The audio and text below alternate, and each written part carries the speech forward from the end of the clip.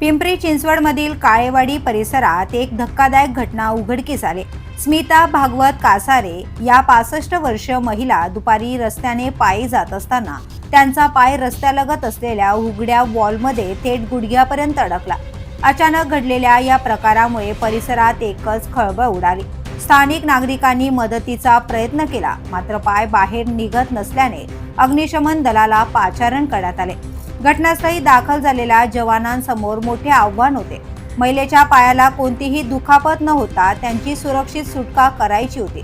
त्यासाठी अग्निशमन दलाने वॉलच्या बाजूने काळजीपूर्वक खोदकाम सुरू केले। तब्बल 4 ते 5 फूट खोल खड्डा खणून संपूर्ण पाईप बाहेर काढण्यात आला आणि नंतर पाईप कापून महिलेचा पाय सुरक्षितपणे बाहेर काढण्यात आला। सुमारे 2 तास चाललेल्या या थरारक बचाव कार्यानंतर अखेर स्मिता कासारे यांची सुखरूप सुटका करण्यात यश आलं।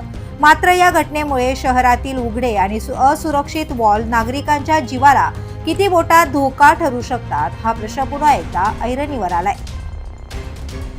द पोलीस न्यूज साठी नितीन पाटील, पिंपरी चिंचवड।